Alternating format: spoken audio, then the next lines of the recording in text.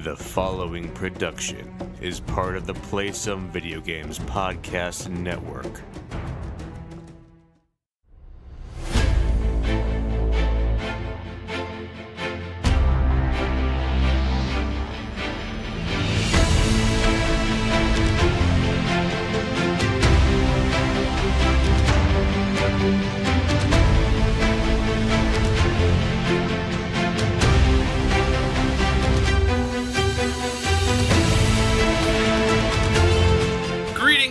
And welcome to Board with Video Games, the gaming podcast that strives for the right balance of coverage for games you play on your table and on your television.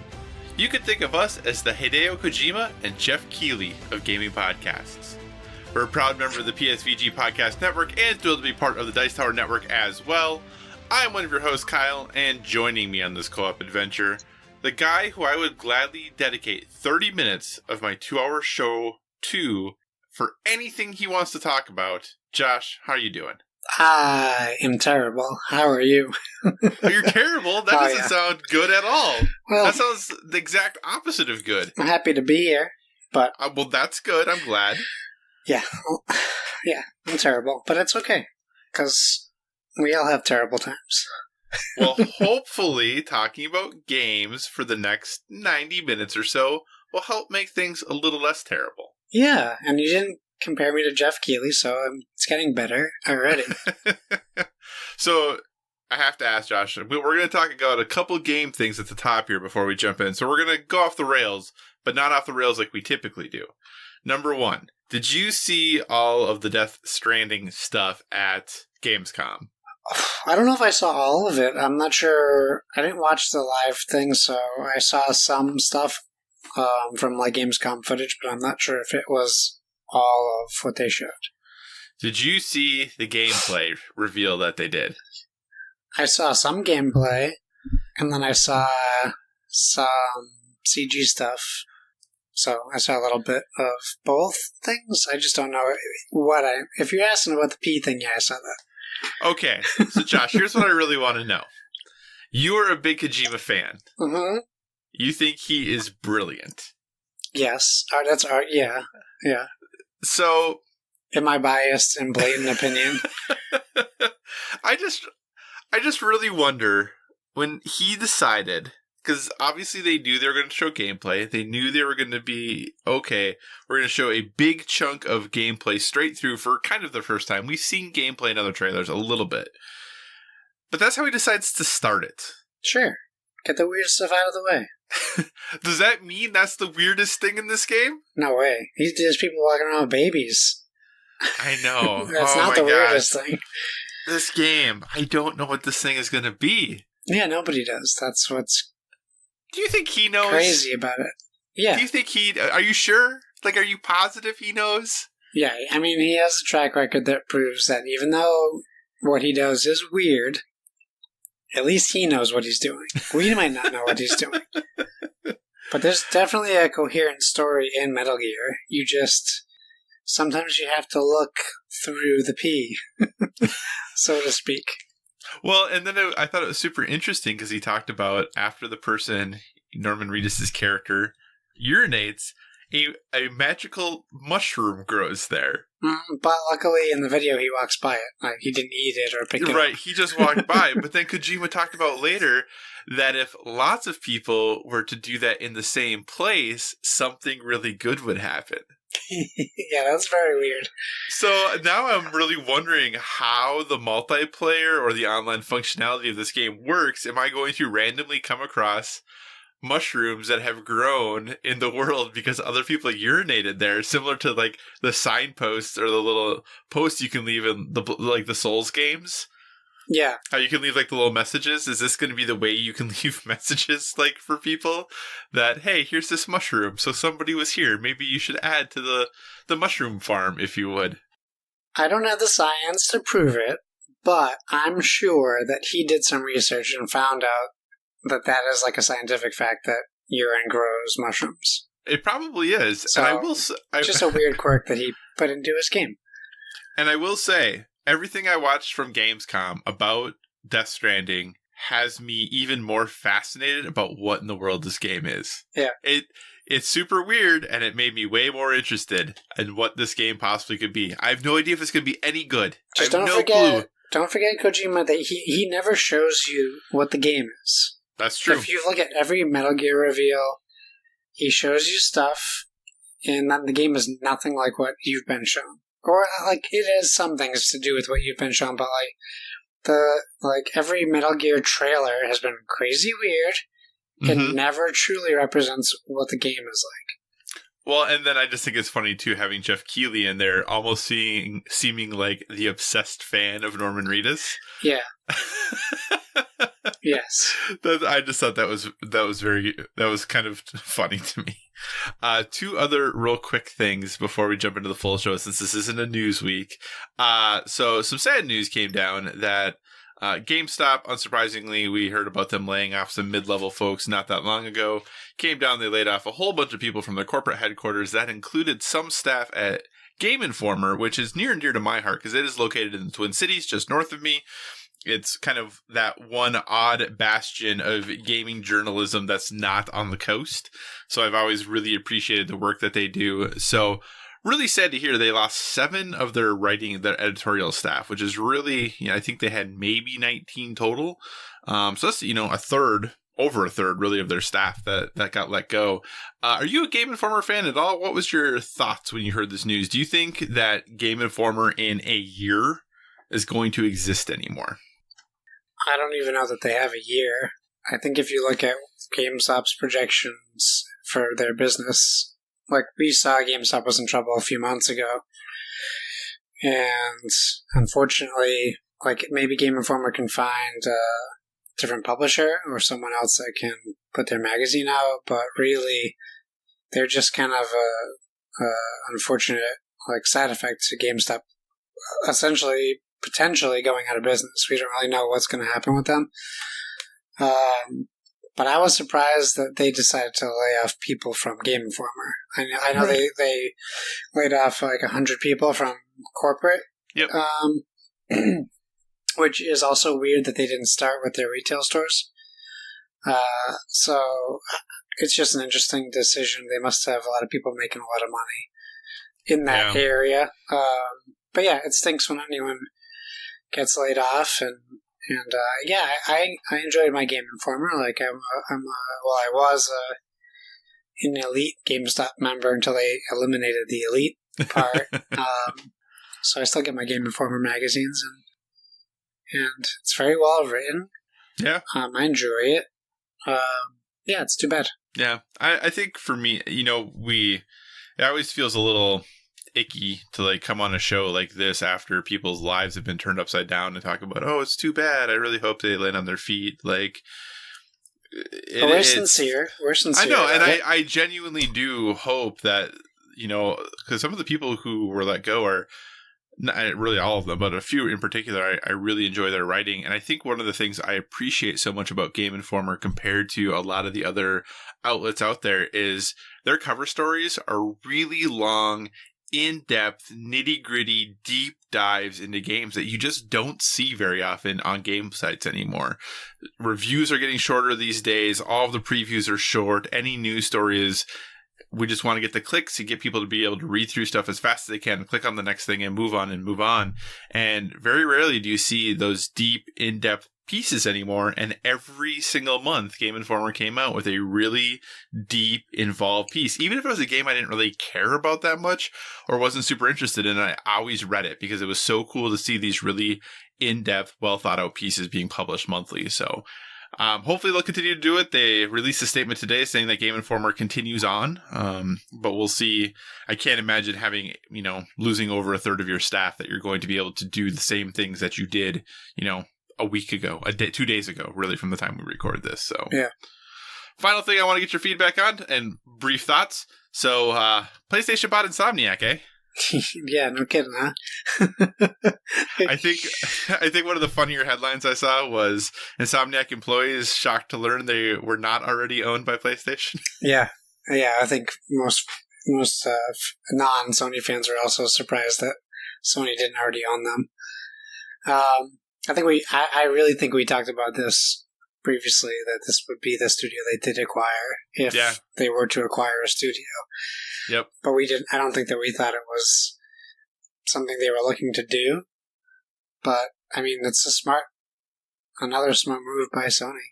Yeah, it is a good move by them for sure. And yes, they obviously were closely aligned and affiliated, but that, they are a studio who makes good games, and it's always nice to get a studio who makes good games as part of your stable. I did think that this might not happen now just because Spider-Man has sold so many copies.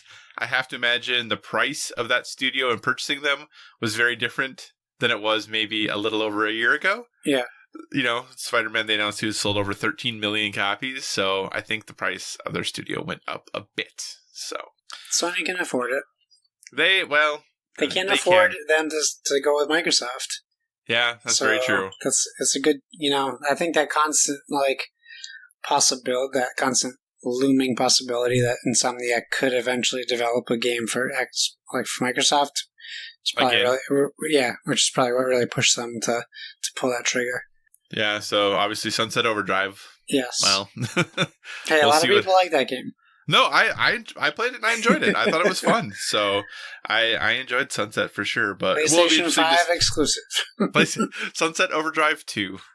So yeah, but we'll see what happens. Obviously, rumors on the street from insiders are this is not the last announcement from Sony regarding studio purchases. So we'll have to see. Obviously, Microsoft has been making big moves in this area as well. So I think it's both good to see that neither of the company is resting on their laurels and they're investing money into creating and purchasing and really building up their first party stable. But it's also, there's that little bit of disappointment in the sense of more and more it's becoming necessary to have all of the consoles. Yes. So we'll see how that all works, or at least PC and PlayStation and Nintendo. So just because everything Xbox is on PC. So right. All right. Well, hey, that was a little longer than our usual intro of random things. So let's jump into the housekeeping. Obviously, everyone, like we've talked about for many weeks, MetaFall is going on now. For all the rules and to enter, head over to bit.ly/MetaFall. That's bit.ly/MetaFall.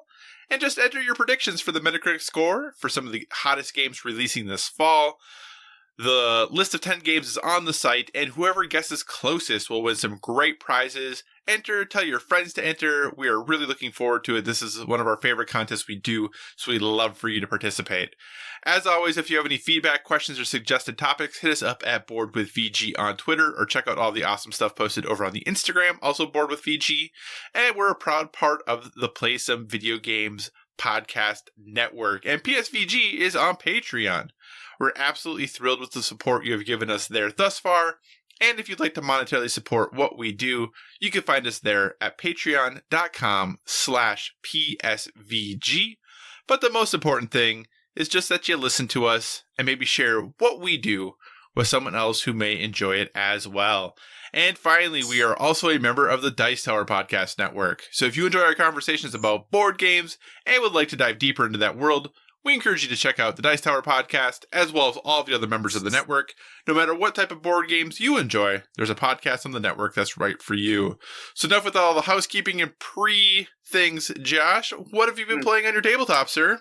Well, we were very close to playing Horrified, but my wife quickly swooped in and vetoed it, unfortunately, so that will have to wait for another episode.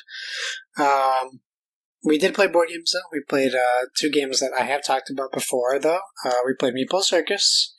Again, we introduced our actual gamer friends to Meeple Circus. There is a video somewhere of my friend failing in the last act, which I will have to try to upload. And it was good. It was a good time. I still enjoyed it just as much the second time. Nice, fun, easy to learn dexterity game. And then we also played, from Z-Man Games, Noctilica this time. This is the first time we played this 4 players. I still stand by my original thought where it should really be renamed Analysis Paralysis, the board game, because it takes everyone so long to take their turns. If you saw the pictures, it definitely catches the eye. It is like a semicircular board where the inner ring has 4 dice, and the outer ring has 5 dice in each in each little quadrant, and what you're doing is you're picking a straight line to go, and what you're trying to fill jars similar to like a potion explosion potion with colored dice. But what you do is you say a number, and you take all the numbered dice in that line. All the dice are pre-rolled before you put them on the board. So they might be like, if you say 5, there could be 2 green 5s, a purple 5, a yellow 5, etc. Different combinations, and then you're trying to fill your bags or jars of jellyfish or whatever you're collecting in the game. So my wife is a good example. I think it took her like 8 minutes to make her first move on her turn. Okay. And I was quietly and then not so quietly losing my mind. But our friends were very patient, and we each had our own little moments, because you can't really pre-pick your move. So because by the time it's your turn again, 3 other people have gone and they have removed anywhere from 3 to 15 dice off the board. So you don't really know what's going to happen. Another easy recommendation. Very good looking. I don't think it was too expensive. Like I said, great table presence, and it's fun. So easy, super easy to learn. You can teach this game in 5 minutes. So those are my 2 games. Easy to play, easy to learn, and fun. I will say the one thing that is always a downfall when it comes to me playing board games, and I think this is why I lose so often. I don't do very well with my turns taking very long. I don't want people to be waiting for me. Yeah. So I often plan my turns out as best I can, and then if something happens to change them, I just do the first thing that comes to my mind that seems reasonable. So it probably is definitely not the best decision, but I feel when I make it, I'm like, okay, that doesn't seem totally dumb, so let's do that one. That seems good. And I think that's why I lose games a lot, because I don't like being the person who takes a lot of time or has a significant analysis paralysis, but it also doesn't bother me when someone else takes their time. Yeah. So I'm not pushing others to get their turns done. I just don't want to be the person everyone's waiting for. So, yeah, I think that's why I had that discovery the other day when playing a game with my wife that, well, amazingly I lost. I know, imagine that. I just kind of move along. Let's do this. How about this? Let's do this thing now. All right. Well, I only played one game that I want to talk about today, Josh. And this is a game that I was inspired to go play based off of a documentary I talked about recently. Mm-hmm. And that game is the game Go. Have you ever actually played Go before? No. So I had never played it either. But Go, the very ancient game played on a 19 by 19 grid, where you take turns, you and the other player, placing a stone down where those grids intersect, and you're trying to capture space, basically, on the board. And that's the game. And once people pass, and the game's over. And I had seen this game a lot. My partner's a big fan of the game of chess, and I'm not a huge chess fan. But I thought maybe I could learn Go, and this could be the game that we would play together on occasions or on rainy days with a cup of coffee, sit down, play some Go.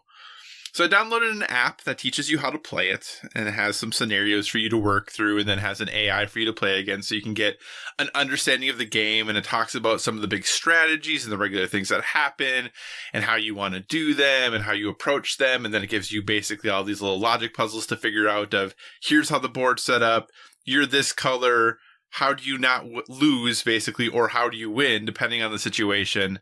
So I was working through all those, and I was like, okay, I'm getting this, I'm understanding this. And on your phone, it was 144 pages of instructions. And this is fun for you? Well, but this was just for, this was including all of the scenarios to help you get an understanding of how the game works and how you take control of areas and all of these things. Because the actual instructions were a page. Okay. It was, here's what you do. You put the piece down, but then if you want to get more in depth and understand how this works, it has, like I said, it was another 140 pages of examples and things to walk through, terms that are used in the game to help you understand them. Then it puts you in on a smaller board, only a 9 by 9 board instead of a 19 by 19. And it gives you it gives you an AI opponent. And in the first game, the AI opponent scored whatever the maximum score you can get is a good. Because everything I had just learned, I couldn't do because you're trying to. I figured out very quickly that when you're playing this game, you see a situation that is on the board and you say, okay, I remember going through this and understanding of having two eyes or whatever it might be in order to make it so I don't lose or all my pieces don't get captured or whatever it is. So you see that and then you focus on fixing that. But then you forget about the fact that there's this whole other board where other things are happening on that you got to pay attention to as well. And then you hit a situation where you identify, hey, here's the situation that I need to take care of, and here's the situation that I need to take care of in two different places. They're two different things.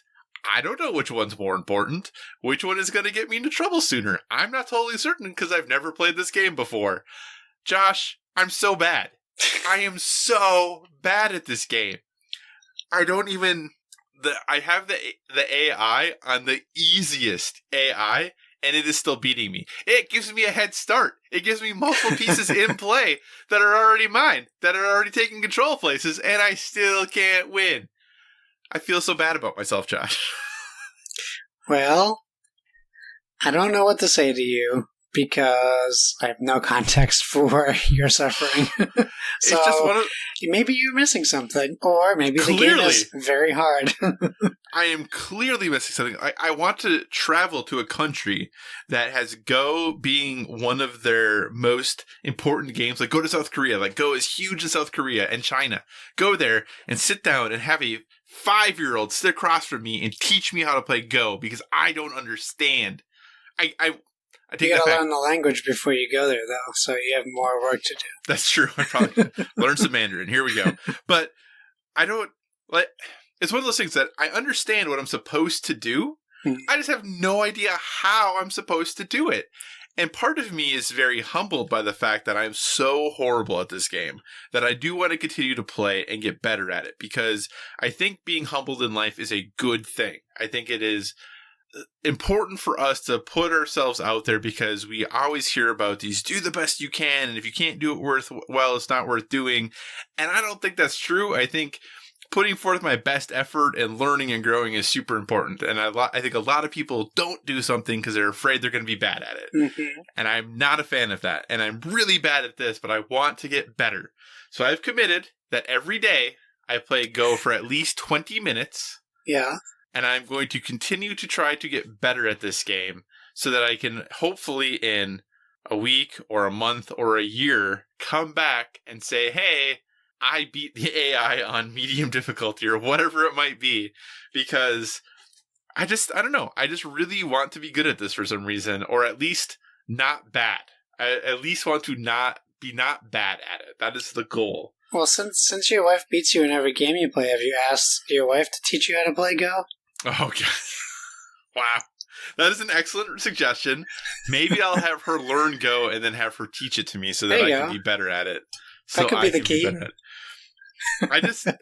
Part of me wonders if this is like, so obviously everyone knows I watch a lot of Overwatch, and one of my favorite coaches in Overwatch always talks about, or not my coaches, but he's a coach of Overwatch players. Not my Overwatch coach, because he would not coach me because I'm too bad. But he always talks about how everyone is actually bad at this game.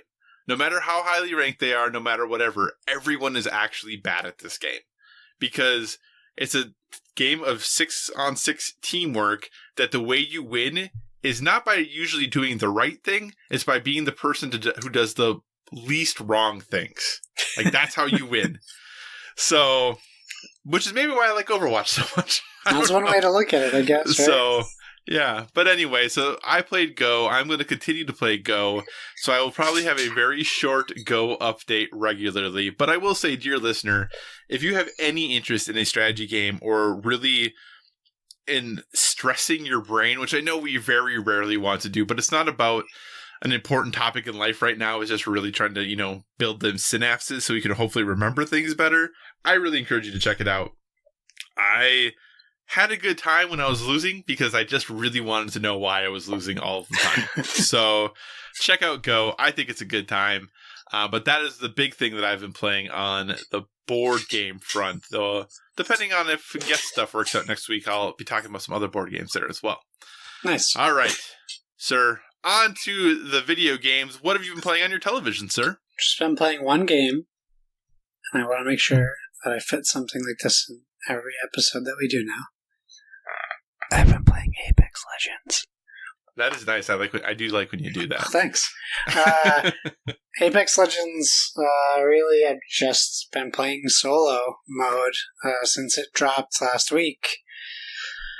How many wins do you have? None.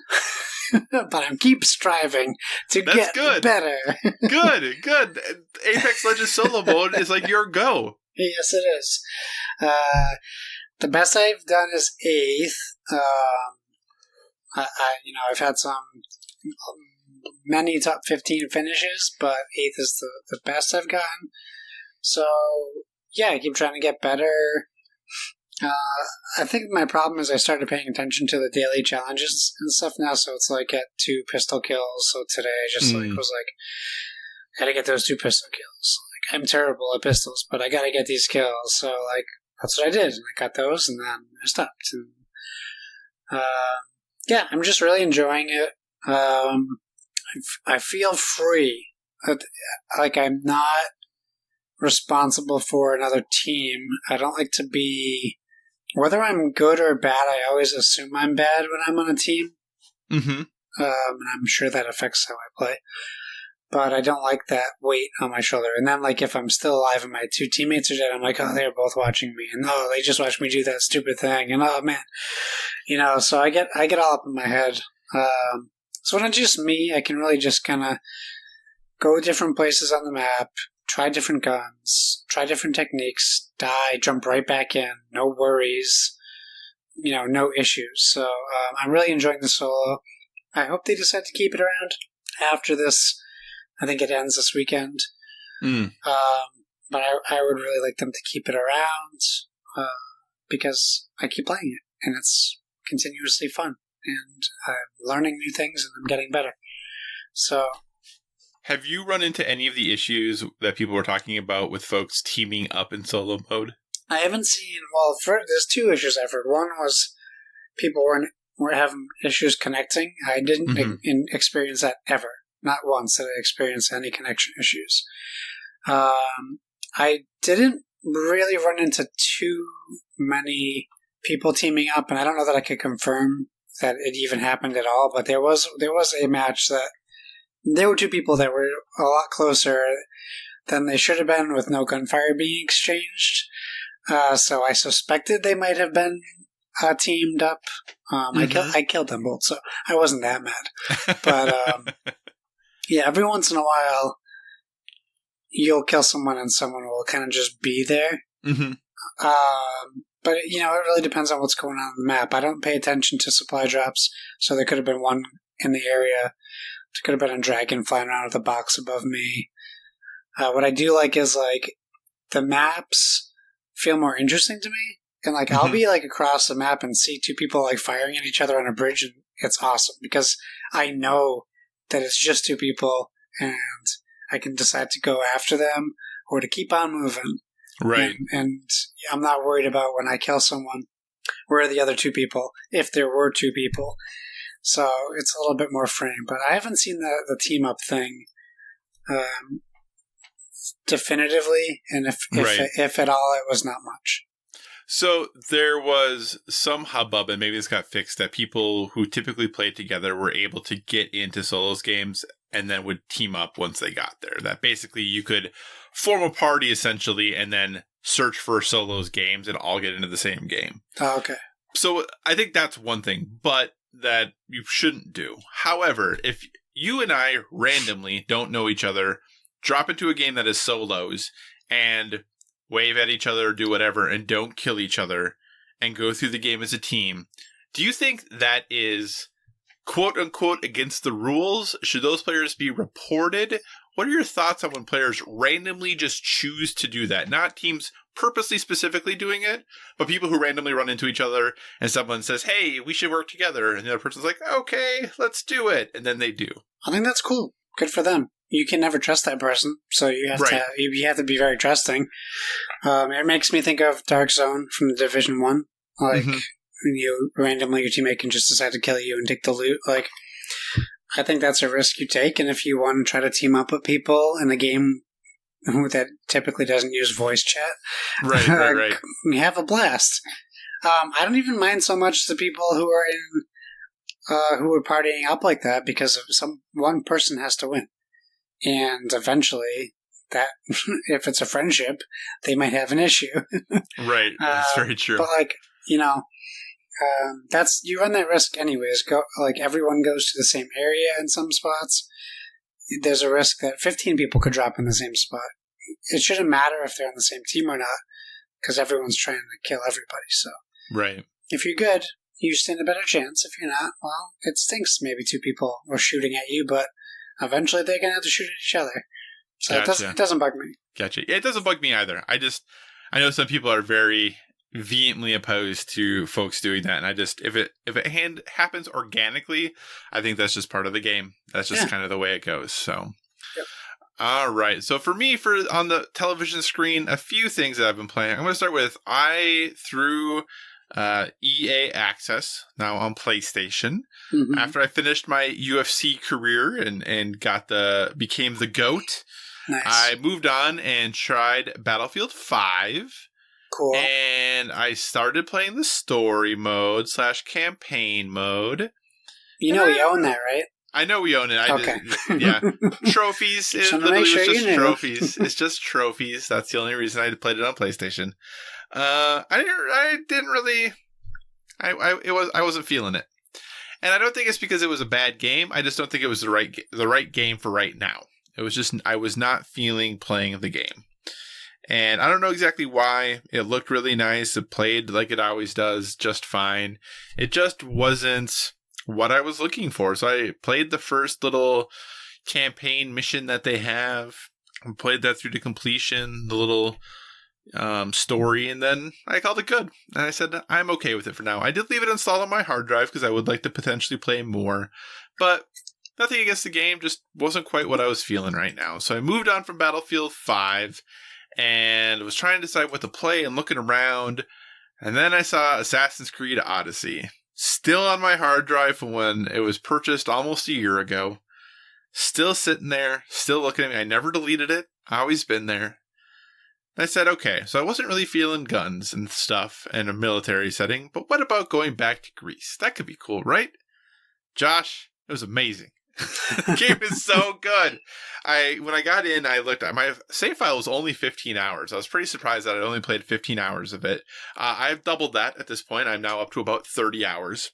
And it took me about 30 minutes or so to get back into playing the game and the controls and all of that stuff. The one thing, though, that I can't remember how to do is every once in a while you can carry people in the game. You can throw them up over your shoulders. Sometimes you can put them on your horse and stuff. I don't know how to put people down. So I just hit the dodge button and then I drop them. That's the only thing. I'm sure there's probably a way I can nicely set them on the ground, but I don't know what that is right now. So that's the only thing I can't remember how to do. And I could look it up, I'm sure, but I feel like just dodging and having them fall is kind of funny. So that's what I do. But this game is a lot of fun. And there's definitely, I'm kind of just going wherever the story takes me and not necessarily the story as far as what the, golden path get through all of the campaign is, but just kind of whatever I'm feeling to do, that's just what I go do. I ran around an island that I was taking my ship by. It was the same level as I was, so I just got off my ship and ran all over the island and did all the stuff on it. There was no campaign things there. There was nothing that said I had to go there. I just was kind of doing what I wanted to. And this game is really, really good for that. It is quite beautiful. The controls are still excellent. I think the one thing I do like about this that I think it would be hard to go back to AC3, for example, which we have as part of the season pass that I never even downloaded, but we have. I think with the changing combats and how much smoother the climbing is, it would be really hard to go back to one of those old games.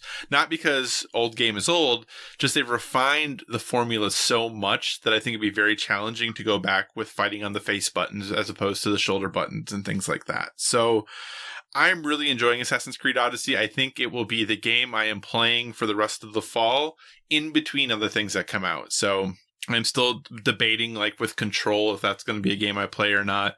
But when I'm not playing any of those hot new titles, I think this is the game I'm always going to go back to because I'm having a lot of fun with it and just riding around and doing stuff. And I am living the life of a mercenary. The one thing I don't know about this game, and probably maybe when the story happens, I'll know more. But every region in the game is either controlled by the Athenians or the Spartans. Mm-hmm. And when you go into it, you're a mercenary, so whatever. But you can basically lower or reduce the hold, say, the Athenians have on that region. And then you can do these little wars that will flip, that are events that you go and you just fight a whole bunch of people, that will flip then who controls that region. I had one that started as Athenian, I flipped it to Spartan, and then I flipped it back to Athenian. I don't know if that does anything. I have no idea, like, I barely remember the story of what happened in the first 15 hours. I remember a few rough things, and I think the story parts that I've done so far have helped me kind of fill in what's going on.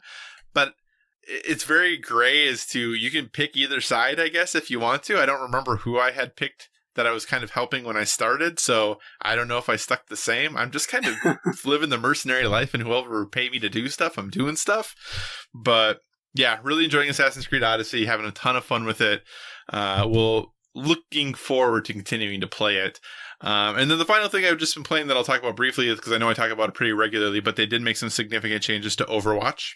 They finally came out with the 2-2-2 roll lock, which, if you're not familiar with the game, there's basically 3 class types. There is support, tank, and DPS. And back in the olden days, well, the most recent olden days, not for all of history, but recently in Overwatch, when you were playing competitive or you were playing the mode, you could have as many of each role as you wanted on a team, but you could only have one of each character. So you couldn't have multiple Meis, but you could have all DPS characters as your group of 6. That doesn't typically work out very well when it's a team-based game. Having a good team comp is important. So, in order to help it, encourage good team comps, and from what Blizzard says, what they always intended or how they always envisioned the game being played is with 2 tanks, 2 supports, and 2 DPS. So they have now they're now beta testing that through the end of the month, and starting September 1st, it'll go into quick play and competitive. The 2-2-2 lock will happen. So I've been playing that quite a bit just to kind of see how it has changed the meta. And it has changed it quite a bit. It has made my games at first way worse because you clearly had people playing roles they had never played before. Yeah. Had no idea. And they were doing and right now the beta is only in competitive.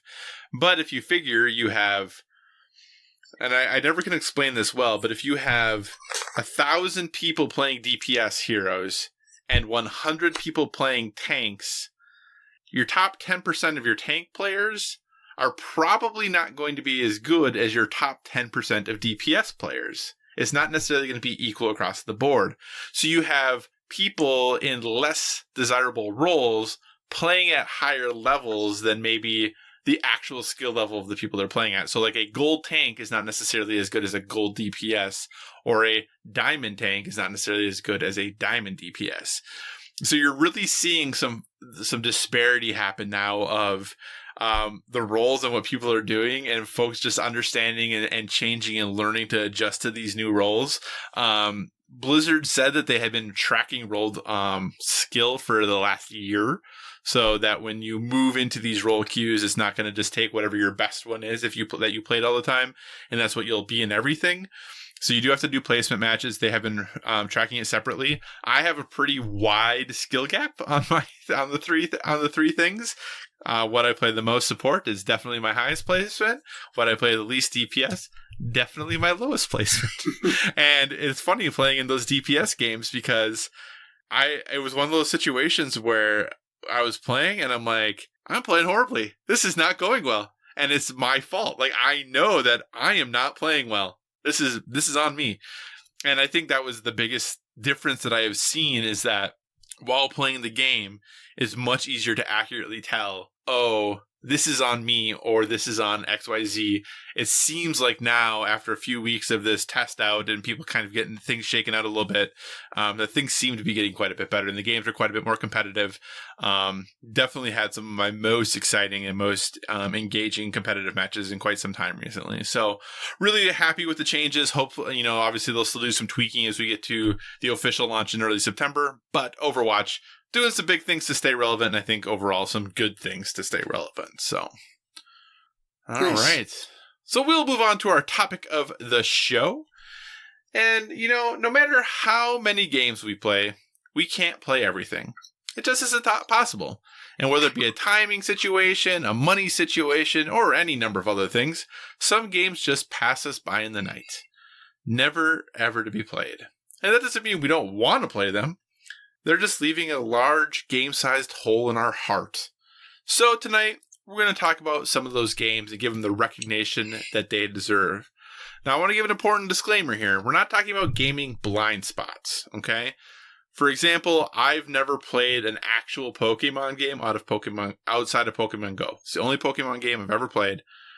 That is clearly a gaming blind spot for me, but if I had no interest in playing Pokemon, I wouldn't list that game when I'm talking about it. So these are things that I truly want to play, or Josh truly wants to play, that we just have not had that opportunity to. It might be a game, might be a series. So we'll kind of go from there. We haven't shared, as usual with us, we have not shared our list ahead of time. So we're just going to kind of go. This could be board games. This could be video games. This could be kind of any game. With that, Josh, what is your gaming, one of your gaming missed connections? So, for me, the list I have, some of the games I have played some of the games in the series, but that's only because I have this thing where I put my hand in everything for a minute, and that's not, it's not really a great way to play games. I'll give a game 30 minutes, 5 minutes sometimes. Right. It really depends. So I definitely included some game series that I wish I gave more time. And I think that's fair, because if you read the missed connections on Craigslist, that doesn't mean you didn't talk to the person. Maybe you had a brief chat with them, but then you went your separate ways. So you could still have interacted in some way with it. That's totally legit. Sure. Well, this first game is not one of those. The first game, or I guess it's considered a series, I don't even really know. It's a game that I didn't get into because I thought I was too old for it at the time, and that's Minecraft. It's a game series or game that I've always kind of been interested in and intrigued about, and at the time that I was interested in it, it just seemed like it was what the kids play. Kind of like maybe what people feel about Fortnite now. Right.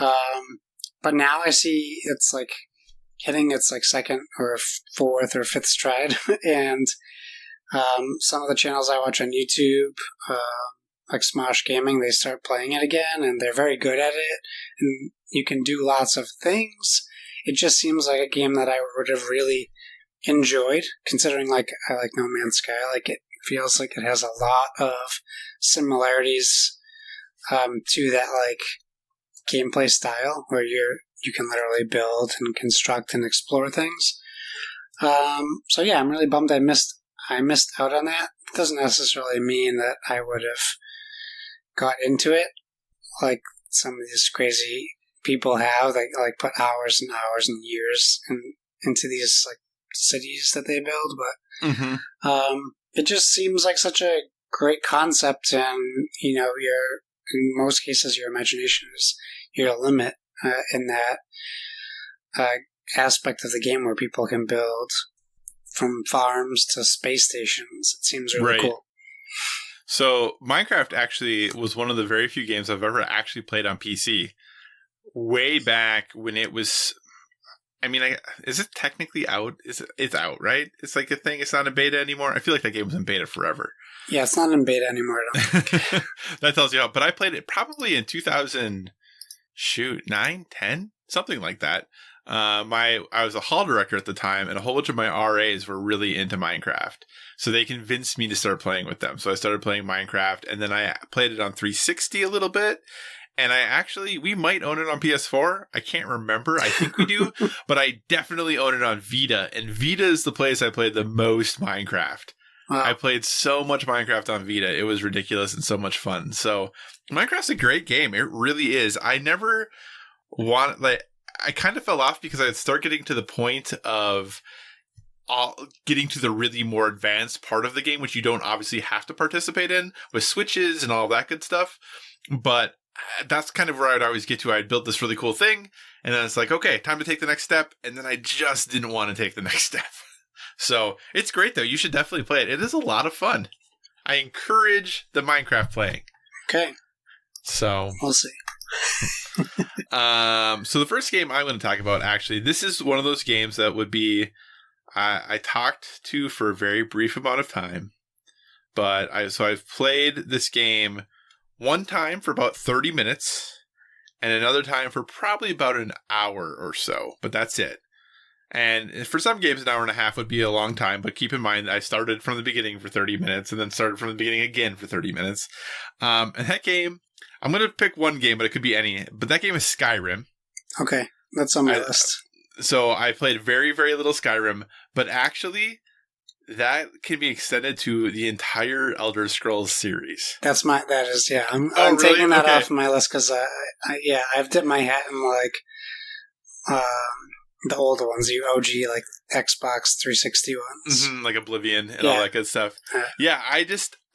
It's interesting too because when these games were getting popular, I used to be, when I was younger, I was a really big fan of RPGs, and I played a ton of them.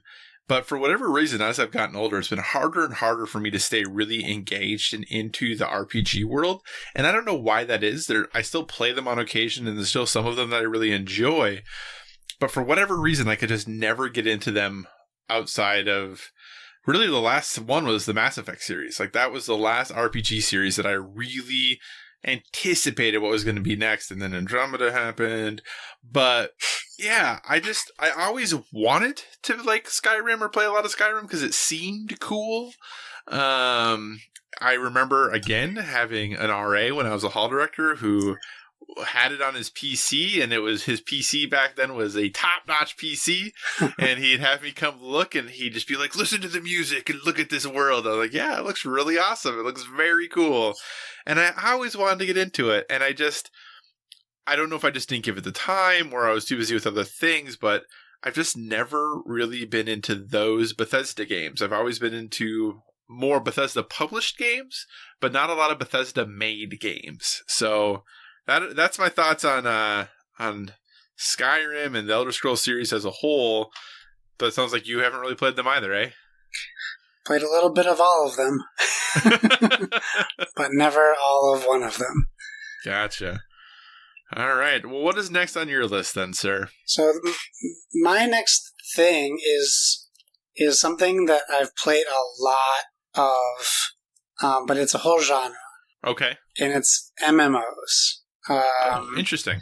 And unless you consider Destiny 2 an MMO, which I kind of, sort of, maybe do, I have played so many MMOs.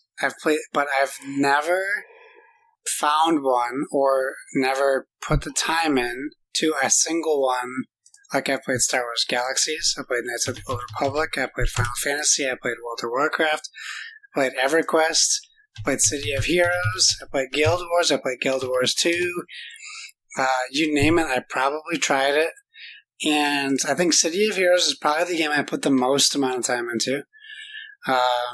But I never committed to one of those games to ever feel comfortable saying that I've played an MMO.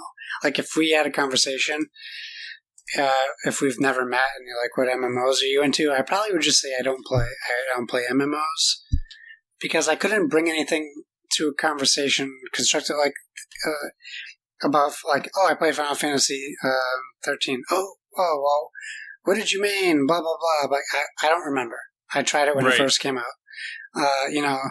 So it's something we always talk about in PSVG, how we try to get these game nights together, and they happen, but not very often, at least not as much as we talk about them.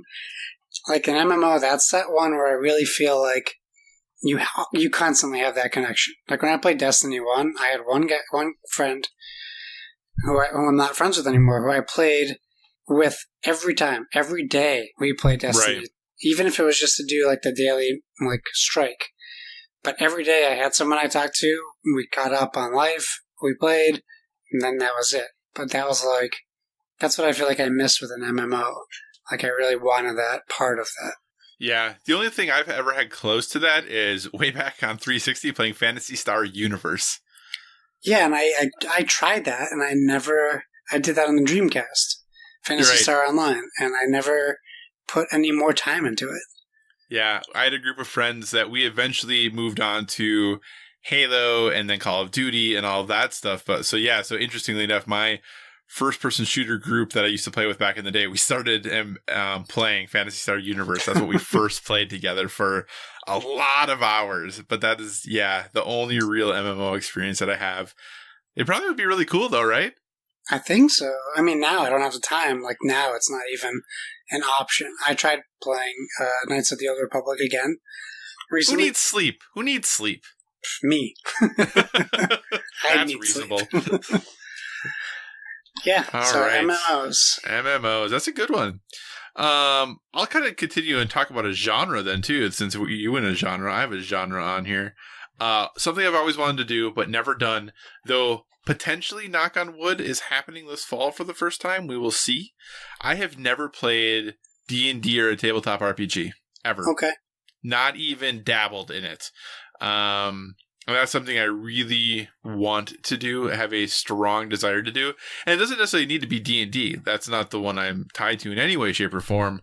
It's just, I would really love to have that, go on an adventure with people and have that group storytelling happen and the improv and just thinking on your feet and really trying to create a character and make it your own and have the freedom to do what you can do in a tabletop RPG that doesn't exist in video games, right? Everything is really still too rigid of, well, you can do whatever you want, but you can't, Tabletop RPGs really give you so much more freedom to explore and create characters in the way you want to interact with your friends and have a good time. And it's something that I've really wanted to experience and just have not had that opportunity yet. So I'm hoping I have a lead potentially on a group who's looking at starting a campaign this fall that's local that I might be able to join. So I'm excited about that. But man, I would really love to do a tabletop RPG sometime. Nice. Very cool.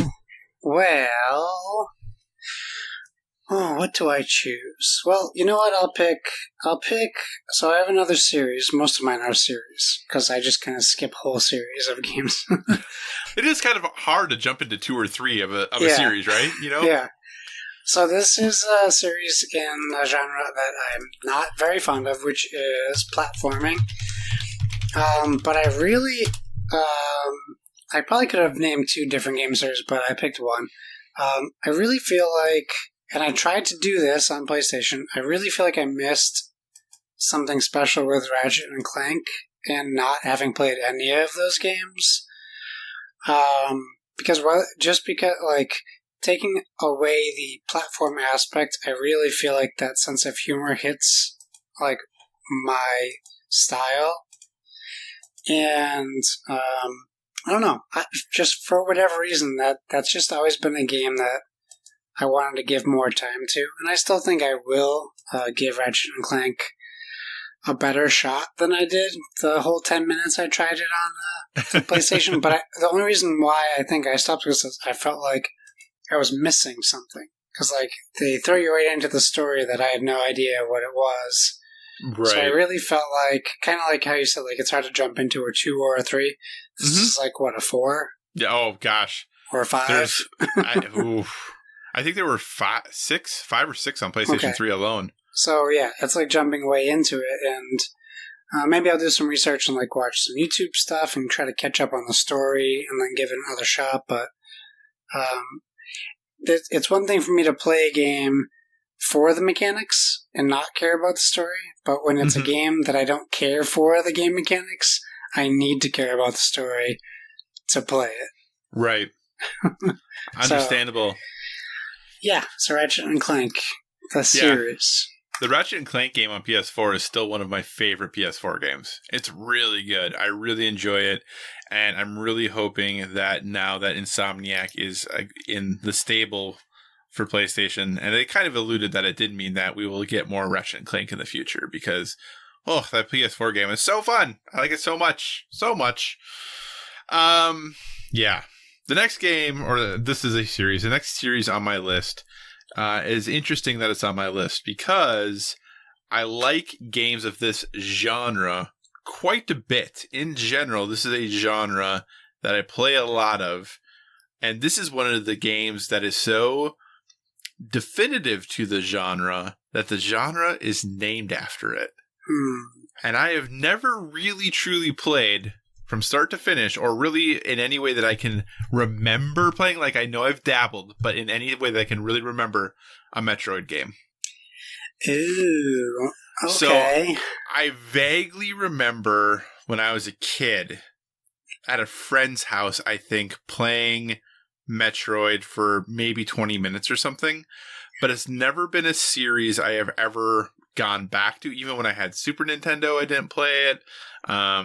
It just is a series that, for whatever reason, has eluded me. Now, I enjoy Metroidvanias a lot. I really enjoy that style of game. So the fact that one of the games that it is named after is a series I really have just missed out on, and it's something that I want to play. It is a game series that I definitely want to get involved in and experience, especially Super Metroid and games that people talk about potentially being one of the best games of all time. It just is a series that I have not given the time to for whatever reason. So maybe someday, there's, I'm sure at some point there will be a Metroid on Switch that I can play for 20 minutes. But yeah, Metroid, a series I really would love to jump into at some point and really experience what it is all about. Are you a big Metroid fan? I was, and you can play Metroid on the Switch Online right now if you want. Oh, because they have They have regular Metroid, and Metroid. then they have the special edition ones they did. So, like, you start the game with like all the gear. Oh, very cool. They have two different versions of it. Yeah, I was when I used to enjoy platformers, like in the NES days, and obviously later into the generations, I enjoyed them. But yeah, Metroid was one of those games I remember just putting hours into because it's very easy to get lost in those games, and you're exploring hallways and tunnels that you don't know that you can't get into yet until you get there, and then you try to remember where you can't go yet. So, back when I was a kid, I enjoyed that. I don't enjoy that now. But when I was a kid, yeah, we loved it. Super Metroid was, and I would argue still is, an incredible game.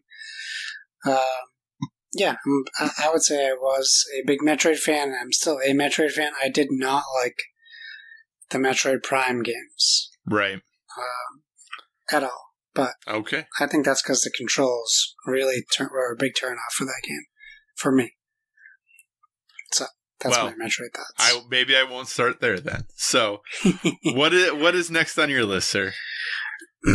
Okay, what's next on my list? Oh, you know what I was going to list? So, to do a board game, which this is something that I can probably correct very soon. I always wish that I played the Lord of the Rings living card game. Or any living card games, like Game of Thrones, the Game of Thrones one, or even like Android Netrunner, those games. But I really have this like hole for Lord of the Rings in my board game collection. And I would consider myself a Lord of the Rings fan. I don't want to say I'm a big Lord of the Rings fan because I would probably get challenged on my knowledge of Lord of the Rings. But I enjoy the story. I enjoy the film. So I keep looking at these Hunt for the Ring and all these, and War of the Ring and all these Lord of the Rings games. And that living card game really, because it just seems like there's so much to take from that world that you wouldn't run out of ideas. Right. So I'm really looking forward to the digital version coming out. Obviously, it's much different than the board game experience, but now I don't have to worry about having someone to play with constantly, which is nice. So Lord of the Rings, the Living Card Game would be. I didn't really put any board games on my list, but that would definitely be one I would put there. Gotcha. Yeah, that is a because I have the Lord of the Rings Living Card Game, and definitely not all of the expansions or anything like that. Not even close, because my partner's a big Lord of the Rings fan. But that game is hard. It is so hard. Yeah. But not in a negative way. It just is something that you really have to think about while you're playing that game. It's not a easy breezy 2-player. We're going to go ahead and play this game together and take this thing down. It is very challenging. It's fun, but that is not a game. Yeah. If your wife doesn't like Lord of the Rings and is not really interested in super hard games, probably not going to be something she's going to want to play. Yeah. So maybe the digital version is the way to go. Yeah. So my next one, I'm going to do a board game related one. And this is probably not going to be 100% accurate, but I think it's accurate for the most part when it comes to the big games. And this will make sense, I think, when people hear like what I'm going to say. But there are a few small exceptions. But for the most part, I have a blind spot. Nope, not blind spot, because that's what we're doing. I have a misconnection with Eric Lang games. Okay.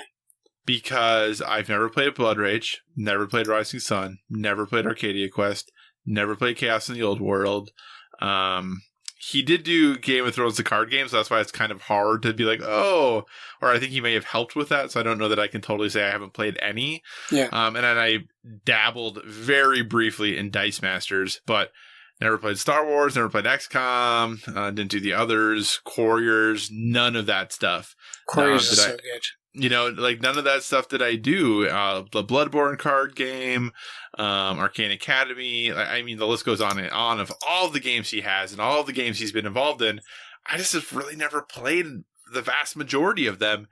But the thing that gets me about it is I want to. They're games I really want to play. They're games I really want to own. They seem like games that would be up my alley because they ooze theme. They have mechanics and interaction. Like, they really seem like games that I would love to play, and I just have never really done it. So that is something I really would like to fix, and hope to fix more soon. But yeah, just in general, Eric Lang games, just not something I've played a lot of that my heart feels sad about. That is for sure. My heart feels sad. I hear you. I feel like you're a big fan of Eric Lang games, though. I'm a big fan of the idea of Eric Lang games, Okay. but I have only played a very, very, very small amount of his games. I have more than I've played, which is common for every board game I have. Yeah. But I was such a huge fan of accidentally discovering Couriers, and we played that game to death. Mm-hmm. I absolutely love that game. And Dice Masters was good, but it never got Couriers for me. It never captured basically what it was born from. Right. And I look at my Couriers sets, and I'm like, I should play these again because they're just. If you ever can find them at like a thrift store or somewhere where someone like let their sets go, like buy those things up because they're awesome games. My next thing I'm going to talk about is going to be something that you should look at thrift stores for as well. But I'll let you go first. Is it? You're going to say Pictionary or CNET? I am not. Is there a lot of those at thrift stores? Oh my god, yeah. I played a lot of CNET back in the day, a lot of CNET. Yeah, me too. It's pretty much exclusively Old Trivial Pursuits, Pictionaries, or CNETs. So my next series is a game that I didn't play because I thought it would be too much like Grand Theft Auto, which I did not enjoy for the most part. I totally slept on all of the Saints Row games. I've never played any of them either. And talking to Kevin Austin about it and other people, it sounds like it's more along the Crackdown lines than the Grand Theft Auto lines. So I really feel like I missed out on that series. And if it comes back in a new iteration for next-gen consoles, or if it's on Game Pass for the last version. I'm totally up for checking it out. I feel like it's a game series I would have really enjoyed. I just never... I was in the Grand Theft Auto burnout phase. Like, everything was... All anyone talked about was Grand Theft Auto. I played Grand Theft Auto. I didn't want a people simulator. That's what it ended up becoming, and I didn't want that kind of game, like especially around like San Andreas. Like, I have to go to the gym, I have to eat, I have to shave. Like, this is not the game I want. So I kind of just avoided Saints Row, and I wish I didn't, because it seems like it's a bunch of fun. And there's also a board game for it. There is. And then it'll probably interest you to know that THQ Nordic has confirmed that Volition is working on a new Saints Row. Okay, so maybe that's when I'll give it a shot. But, yeah, just something I wish I didn't sleep on. Gotcha. So, to continue down this board game train here, this is a board game that I really want to play. I've always really wanted to play. But I'll be honest, I have no idea how the game plays at all, because I've never actually seen someone play this game. Is it Go? It is not Go. And I still haven't seen someone play that game either. I've seen someone attempt to play that game, but I don't think they had any idea what they were doing. That is HeroScape. Oh, okay, yeah. I have never actually played HeroScape. I have talked to people who have played HeroScape. I have never seen it in person. I obviously have seen pictures of it and the huge setups with all of the different pieces on the table and creating the maps, and they have different heights and with the stuff, and you can mix all the different characters and then you move them on the grids, and I assume they fight some. Seems super cool. Seems like a ton of fun. I always look for it whenever I go to, if I go garage sailing or go to Goodwill or whatever. I always am on the lookout for some HeroScape.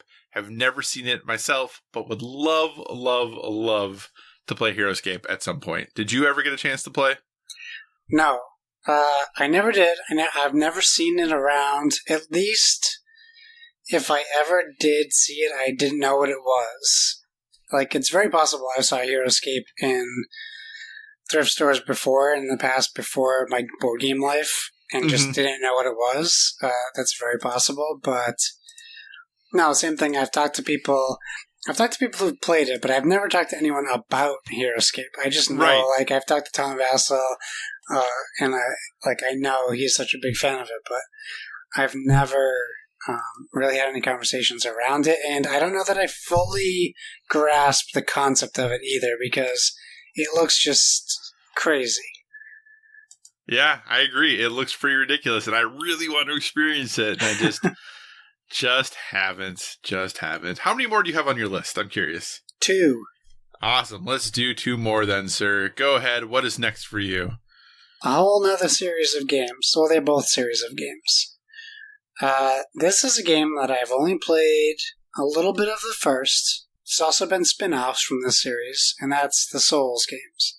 I played a little bit of Dark Souls 1 because my neighbor, my best friend, was playing it and he wanted me to try it. I think he just wanted to watch me die all the time, but he wanted me to give it a shot, so I did, and I was intrigued. This was around the time where people thought it was crazy that other people could be online and interact with your game. Right, yeah. So that was always an interesting part to it as well, and ever since, I've just really wanted to sit down and play one of those games, including Bloodborne, including Sekiro.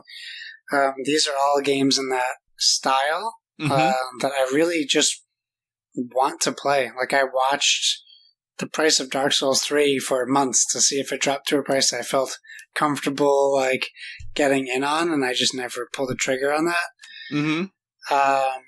But yeah, that's still a game concept, idea, series. We might get that with Star Wars. Who knows what's happening with the Star Wars game? Right. But that's something that has always intrigued me. I feel like the closest I've got to it, God of War really tested, I think, my resolve in a lot of combat situations. Okay. More than games have in the past for me. Like, where it's definitely felt hard enough that I wanted to stop. But I wanted to keep pressing through. there was definitely some fights in God of War that were like that. Obviously, I know the Souls games challenge that to a greater extent, but I like to give it a shot and see how well I can do with those games. Yeah, the only Souls game I've put a ton of time into is none of the mainline ones. It's just Bloodborne that I played a decent amount of. And I respect what the games do, and I definitely recognize that when you successfully complete something for the first time, there is that feeling of success and admiration and joy for what you just did. I don't know that at any moment ever I had fun playing Bloodborne. It was a good game, but I don't know that I ever was having fun. Sure. Yeah, that sounds frustrating to me.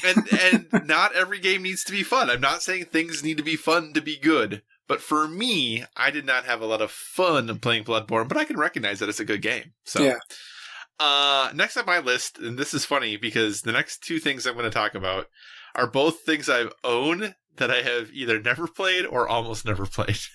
So, the first one, and I own virtually every game in this series, is Kingdom Hearts. Yeah, I thought about including that on my list.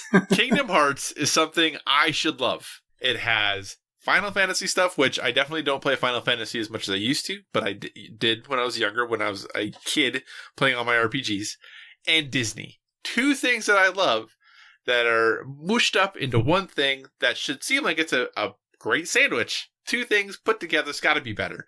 And I just never got into it when it first came out. It just missed me at that time. It just wasn't something that I played. And I started playing the first one, oh man, probably about a year ago, and only got a couple hours in because I was going to play it because my partner really wanted me to before Kingdom Hearts 3 came out. So, because she has played all of them.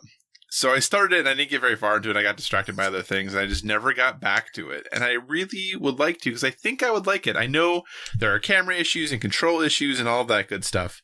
But I really feel like Kingdom Hearts is something I could really enjoy. And I really think that I need to figure out a way to give it the time it probably deserves. So, what, sir, is the last one on your list? Okay, well, this last one is a game series that I played some of, but not nearly as many as I should. Well, okay, it's Pokemon. I've only played Pokemon Snap, Pokemon Stadium, so the games that aren't even in like the Pokemon like niche that everyone plays. Like when Pokemon was out on Game Boy Color, Game Boy Color, whatever it came out on. I think it was just Game Boy. It just was a kid's game, and I was a little bit older than that. The cartoon was too young for me. I just assumed it was a little kid's game. Little did I know it was like a legit RPG. I did not know that. I just knew all these kids were playing Pokemon. Blue, red, yellow, whatever. Right. So I never got into it, and I never wanted to learn about what it was. I never bothered to, and all these other colors are out, and then, like, I just never got into that whole thing. And I missed out on that whole series, which I think would have been perfect for me at that age. Like, I was playing Final Fantasy on the PlayStation. Why wasn't I playing Pokemon in bed with my Game Boy? Like, I had a Game Boy. Like, why didn't that happen? And I played a little bit of Pokemon Let's Go Eevee, because I bought it for my wife on the Switch. But I only played it in the co-op aspect where you don't really do much. I did play Pokemon Go for a little bit with my wife, but I never really played a true Pokemon game. So I might take the leap into Sword and or Shield. Sword or Shield. I'm not buying two games. But I might try it and maybe try playing with my wife or try playing on my own just to see if it's something that I'll be into. But yeah, I really missed the boat on Pokemon, and I really wish I didn't. Understandable. All right, was that your last one, or do you have one more? That was my last one, but I can come up with another one. I was like, I have one more, so I wasn't certain. Okay, here's my last one, and like I said, this is a game that the most recent edition I own. I know I own. Well, I think you own technically, and then it's also on Game Pass. And that is Monster Hunter. Oh, yes, we own Monster Hunter on the Xbox One. Yes, I have never ever played a Monster Hunter game, and obviously, I'm a Sony person in general. Mm-hmm. And recently, Monster Hunter was much more on Nintendo handhelds, but previous to that, it was on the PSP. And that's where the whole claw came from, for the most part, was people playing Monster Hunter on the PSP. Mm-hmm. And I had a PSP. I loved my PSP. I just never got a Monster Hunter game. So it is something I've always wanted to play. I think it probably was a little too hardcore for me when the series first started, if I'm totally honest. But Monster Hunter World sounds like a version that I probably could get into. I have looked at it numerous times as far as starting it, downloading it, whatever. I just haven't done it, but I really want to. A small part of me feels bad about going to kill monsters, to hunt monsters, because they're just chilling. They're just living their life, and I'm coming and taking their tail or whatever I'm doing. That seems kind of mean. Like some of those monsters eat people that are innocent. I mean, maybe, but that's just the circle of life, the wheel of fortune. I mean, come on. Okay. So, kind of like, have you played Shadow of the Colossus? Yeah. Yes, I felt bad for everyone I killed. I felt bad for every single one of the Colossi. Every single one. I was like, why am I doing this? This seems bad. So I wonder if that would happen again in Monster Hunter. I feel like it would, but I do want to play Monster Hunter at some point because it seems pretty rad. All right, so that is our list. Josh, we did have a number of listeners who submitted their gaming misconnections. Why don't you take us through them? We did. Let's start with Coach Hulk, at Coach Hulk on Twitter. Coach Mo, if you know, says, I low-key would have wished that I got into any of them, gem collector platform games when I was young. So, Coach might have to educate me, or maybe you can. I don't know this. Is it a genre or a game? Because the first thing I thought of was like Puzzle Quest. No, I think he means like Sonic collecting rings or Mario collecting coins. Like, just in general. Yeah. Okay. I was like, gem collector. Why does that sound so familiar? Because Coach Mo didn't start gaming until, not that long ago. Well, he was Madden, and then he started playing all these other games, Yeah, so he, is a more recent gamer, but I think that is what he's referring to, is the Sonic and Mario of yore. Okay, well, good news, Coach. You have a Switch, and I'm sure you have Switch Online. I'm not kidding. Get into that Switch Online game library. There's so many good classic games. We literally spent hours playing Adventure Lolo on my vacation when my brother was up there, so there's still some good stuff out there. Or play Rayman Legends. Yeah, Rayman Legends is fantastic. Awesome. Donnie at Black Eagles, I don't know what that is a reference to, at Playing Nintendo on Twitter. Donnie says, I never played XCOM. No real reason why. I know what it is. I really like strategy tactics games, but I've never been hooked by a trailer or an experience to jump in and give it a try. Everyone tells me I'd enjoy it all the time. Well, I would say, Donnie, I would agree with those people. I believe you were a fan of Mario vs. Rabbids Kingdom Battle, and if you were, that is XCOM with a different skin. Except XCOM has aliens and cool police-type units you control. XCOM is a fun game. Yeah, and Black Eagles is one of the houses in Fire Emblem, the most recent Fire Emblem. So he clearly went Black Eagles for his Fire Emblem 3 Houses playthrough. Okay, that's actually a game. Fire Emblem is a game I would put on my list. It was actually on my list, but we didn't. But since we stopped, I didn't talk about it. But it was on my list at a little bit lower. So I did play a Fire Emblem on the 3DS. Yeah, or DS. I don't know, one of those two. Yeah, the reason I didn't bring it up, and the reason it's awesome that I like XCOM. I've never been a tactics person, which is why I didn't say Fire Emblem for certain on my list, because I want to like it, but just from a gameplay perspective, I don't know that I would. Did you ever play Vagrant Story? I haven't played Vagrant Story. Okay. That was like a good blending of tactics, but didn't really make you feel like you were playing a tactics game. Right. And it's weird because since I like board games so much, it seems like I should like tactics games. Yeah. But I don't know what it is. I'm just not. I think maybe if I was playing a board game, I'd want that. But when I'm playing a video game, I think in general, I want something different, but I don't mind turn-based RPGs. So I don't know. I don't know. It's weird. It's odd. I don't know. Interesting. Yeah, I even like some board games that literally have the tactics thing where they have the link. Like, I don't know. Anyway. Well, I guess the Metal Gear board game will be the true test of your tactics in board games. It will. It seems. We have two from Splig at Dopalicious on Twitter. He comments, Andani, XCOM is a great one. Ditto. For me, it was Catherine. Catherine really was intrigued by a game with a totally different type of story than most out there. But there's still hope, he says at the end, and that's true. You can still play Catherine. That seemed like a weird game to me. I never played it. Catherine Full Body comes out in September. There you go. There is still hope. Remaster, and I'm considering getting it. We'll see what happens. Did you play the first one? I did not, but I always wanted to, but I never got around to it. So okay. It seems like a game Persona fans would play. And I'm a Persona fan. Yeah. Okay.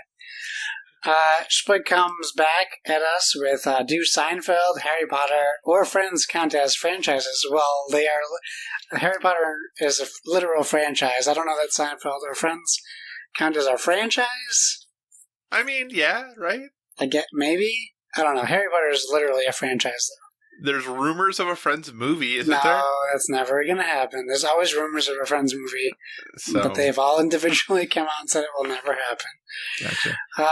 Yeah, I mean, I guess we can count them for Spike. It shocks me that he hasn't seen Seinfeld, Harry Potter, or Friends, though. That's true. Have you seen all three of all of those? Or all three of those? I think at some point, Spike is going out of his way to not see franchises because those ones are hard to miss. I mean, I have seen some episodes of Seinfeld. I have seen some episodes of Friends, but not all of either of them. Well, okay. Well, I probably have seen all of Seinfeld because I watched them with my folks when I was a kid. Okay. I have seen all of Friends episodes more than 5 times each. Oh, goodness. Are you one of those people who says Friends is better than Seinfeld? Oh, Friends is way better than Seinfeld. Oh, no. But I don't know that... I don't know what you may have just done to our podcast. Disclaimer. That is my biased and blatant review of Friends. It is way better than Seinfeld. A show about nothing or a show about something. I enjoy Seinfeld sometimes. Seinfeld has a lot of misses for me. There's some good ones. Mm-hmm. I can say I think I like every episode of Friends. All right. But that's a me. Praise. That's a me thing. And yeah, and I've seen all the Harry Potters. Yeah. Who hasn't? Apparently Splig has not. And then we have a pair from Paul Calicote at pcalico84 on Twitter. Comes in hot with Uncharted. I didn't play any of those games until 4 came out, so he did play one of them. Oh wait, no, he still didn't play it. And then I was like, why did I sleep on these? I can't tell. Did he play 4? I think he played 4, yeah. Okay. I can't think of anything else. Guess he has no regrets, I guess. He did come back correcting regrets to regrets, but I read things as they are written. If I'm not the Ron Burgundy of this podcast, I don't know who I am. That's a big one, Uncharted. I love Uncharted. I think everyone knows how much I love Uncharted. All this tweet did was make me want to replay the Uncharted series. I really enjoyed the Uncharted. It really makes you feel like part of the story. Yes. And I really enjoy it. It was like the perfect blend of story and interactive gameplay. I think it really... Uncharted series is so good. Yeah, I love it. And I know that if you join our Discord, there's many debates among people who say that Uncharted is overrated and that the action's not that good or the controls are not that good. And that's fine. I'm not saying it's the best controlling third-person action game ever, but my goodness, do I care about the characters so much. And that's the thing that drives me through and pulls me through every game. So every game is overrated. Yeah, that's to true. Somebody. So that is very true. It is what it is. I think he means Shantae, but he wrote Shanta. I hear all good things about those games and never picked them up. And I'm going to go ahead and assume that Shantae, the half-pint genie or whatever she's called, I believe that it was on Game Pass at one point, and I did try my hand at Shantae until I got to a point where I couldn't progress because I missed something that was preventing me from continuing my mission, and then I got frustrated and shut it off. I know Caroline is a big Shantae fan. I believe Donnie is also a fan. And Kevin, how about you? Kevin? I think Kevin likes Shantae now. Oh, I thought you were calling me Kevin. I was like, hey, Kevin, how about you? I thought you were referring to me as sorry. Kevin. No, that makes sense. I do think Kevin is a fan of Shantae, yeah. The only Shantae I've played is Shantae Half Genie Hero on Vita, which I liked. I had a lot of fun with it. I thought it was a great game. I've wanted to play more of them, but I think that is the only one that I have played. So fair enough. That's all our contributions, which we appreciate, and it was more than normal, so thank you all for tweeting at us. Yeah, we definitely appreciate it. Real quick question. You said, while answering those, that every game is overrated to somebody. Yes. As a podcast, are we on the same page about what the overrated game is for our podcast? For our podcast? Like, if there's one game that we'd agree on as being overrated, are we on the same page as to what that game is? Oh, boy. Yeah, I think we are too. We don't need to talk about it. I think we're known for it. Yeah, I think, okay. Just making sure. All right, well, that is our show this week, everyone. Josh, episode 98. We're almost to 100. Oh, man. Can you believe it? 100 episodes. I can't believe it. 100 it's gonna be episodes. Fun to end it at 100. Wait, is that what we're doing? We're not releasing that to the public yet. All right, but hey, only a couple episodes to episode 100, so thanks for coming on the ride with us, everyone. We do truly appreciate it. We obviously are a gaming podcast, but we like to leave every podcast with a little recommendation, suggestion, or thing that we're currently into that is helping us live a well-rounded life. Josh, what is your recommendation for our dear listeners this week? Well, Kyle, I tossed and turned about putting this on the list. And you asked how I have been up top, and my state of mind wasn't awesome. And I was like, I'm going to watch this because I have so many fond memories of this person. And it showed up every time I opened Hulu. This was on my front page, and I was like, I'm going to sit down one night. I'm just going to watch it. It's going to put me in a better mood. So I watched the Amazing Jonathan documentary. And if you're a child of the 80s and 90s like I am, you probably know who Amazing Jonathan is. He was this crazy adults-only magician that my parents would occasionally let me watch, who did, I would say, gory, sometimes violent acts that you would think they were. And blood, which was a big deal. Drugs. He would make fun of the person who comes up on stage, people in the audience. He was very funny. I really enjoyed his act. And then I saw this documentary, and I'm like, I haven't heard about him for the longest time. So I'll check this thing out. And, my bad mood didn't improve. That's what I thought you were going to say. I'm so sorry. I felt better about my life after this was over. I guess that's good. I didn't necessarily feel better as a person in life while watching this or after I watched it. And my wife came in like 3/4 of the way through, and then I had to just re-explain everything to her that had happened and what was happening without spoiling this documentary, if you can call it that. Feel free to contribute, because you put this as yours as well. This is mine as well, yes. This is my recommendation. I didn't know that I wanted to recommend it. I think it's important. If you knew who the Amazing Jonathan was, I do still think you should watch this. I don't think it's necessarily a waste of your time. I think it provides a lot of insight into who the Amazing Jonathan is, who he was. It will make you think about him differently. It'll make you think about who he is now, what he is now.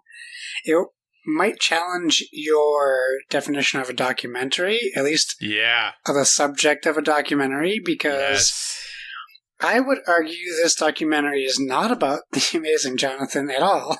Correct. That is correct. So that was pretty interesting. I don't know that I like the subject of the documentary. Mm-hmm. I know I'm confusing people listening. Well, don't worry, because I was very confused watching the documentary as well.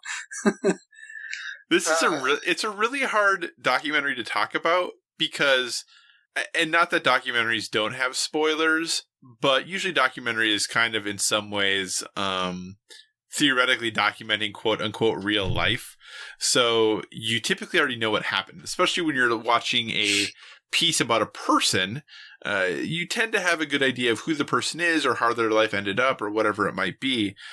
But this documentary, I think, and I can't take credit for this. So, if you're not familiar, dear listener, and you want to listen to a good film podcast, I've talked about the Slash Filmcast on the show before. They reviewed this documentary this week, and it is one of the best. Them talking about this movie was like one of the best things I've heard in a long time, because one of the hosts on the show absolutely hated this movie. Hated it. So listen to that. Yeah, so listening to him just go off about this film. And I think that's the thing, though, that I like about it, is that the opinions on this are extremely divided.